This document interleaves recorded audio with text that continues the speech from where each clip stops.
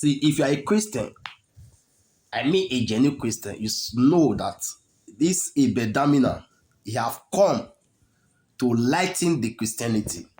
He have come to awaken the sleeping church. He have come to awaken the sleeping church. To awaken church. When I talk of church, I talk of the member.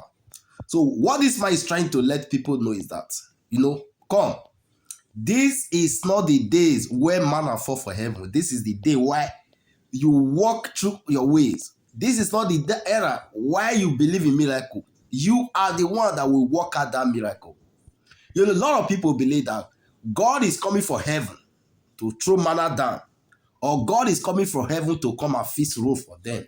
A lot of people believe, especially in Africa, they believe that God is coming from heaven down to come and feast electricity for them. Instead of people to tell you to walk, rather they will be telling you to pray. Instead of people to tell you the truth, these are the people that are responsible for the problem you are. They will tell you to embark on 100 days of fasting and prayer. I'm not against all this, but the truth need to be told. But this few clip we're about to watch, I would like us to watch it together so that we can connect the dot. And we have created churches where people come to see the pastor, the mighty man of God. We have taught believers to expect a miracle, expect God to touch, expect something. If you observe, it was never taught in the epistles. You will never find anywhere in the epistles where believers are taught to expect something. You will never find it in the epistles. Then we do program miracle extravaganza. Now the point is, miracles will happen, but you have created more unbelief.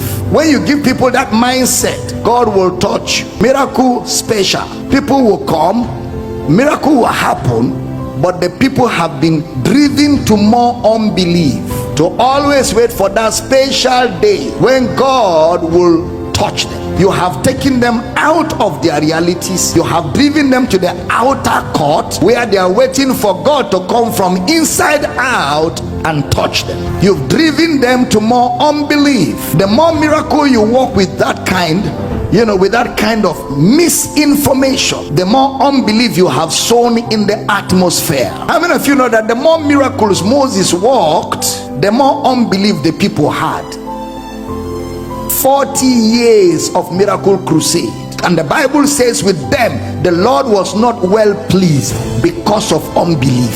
40 years of miracle. You think that after people have seen miracle for 5 years they should believe, but after 40 years they still did not believe. They could receive miracles, but they could not receive the gospel. They could receive miracles, but they could not receive the gospel. That simplicity was difficult. So the same approach cannot be used for those who are believers. Now, are we saying people cannot be ministered to? Well, don't get it wrong. But you see, the food for spiritual development is for the believer to realize that the Father is in him, that the miracle is not coming from outside, that the Father is not going to touch him from outside.